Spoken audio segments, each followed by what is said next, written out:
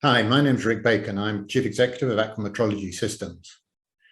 And today I'm going to briefly address how big data can be used to solve an immediate problem faced by consumers and the risk of lead poisoning.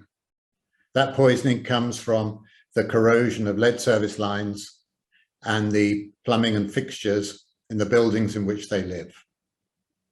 Yes, there is a program to identify and remove lead service lines, but that's going to take 7 years to completion. And in the meantime, generations of young children are going to be exposed to the risk of lead contamination. And even when those service lines are removed, there is still the plumbing and the fixtures in the buildings in which they live, which will continue to corrode. So how do we use big data to solve for this problem? It's often talked about in the abstract of predictive analytics, AI, digital twins. But how can we really do something concrete now to deploy technologies that will address this pernicious problem faced by millions of consumers? Reducing the exposure of consumers to lead poisoning caused by corrosion of lead in the system that delivers drinking water to them is a complex problem for which an effective solution is long overdue. The World Health Organization has indicated that any level of lead in drinking water supplies poses a risk to our health. Mitigating the risk of lead corrosion is challenging because it is caused by multiple factors, and unpredictable changes in these factors can provoke lead corrosion. There are also multiple sources of lead corrosion. We are all aware of the billion-dollar initiatives to reduce the risk of lead corrosion by identifying and removing lead service lines. However, even when they have been removed, lead continues to be found in drinking water because of corrosion of lead plumbing systems and fixtures in the very same buildings. So clearly, the system for reducing the exposure of consumers, particularly that of young children, is failing.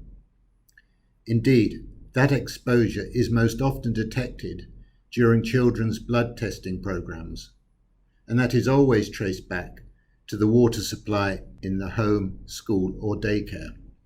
This is totally unacceptable.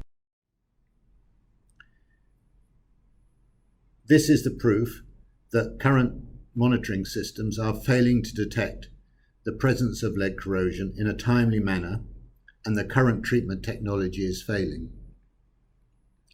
Drinking water utilities employ centralized dosing at the water treatment plant of large volumes of a corrosion inhibitor chemical, which they inject into the water system in the hope it will reach out across the hundreds of miles of a water distribution network into the plumbing system of individual homes, schools, and daycare.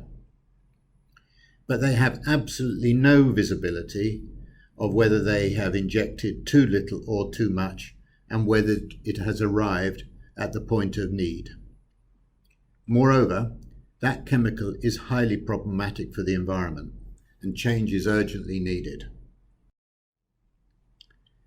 At AMS, where we have been monitoring water quality supplies to homes for many years, we have developed a means of immediately alerting consumers, regulators, and utilities when water quality changes in a way that is likely to provoke lead corrosion.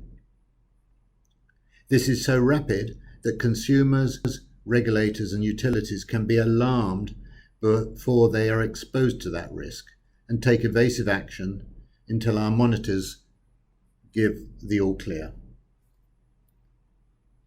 At the same time, we've developed a system that, rather like a water softener system, is installed in the home, school, or daycare where lead is present in the building to reduce the risk of that lead corroding.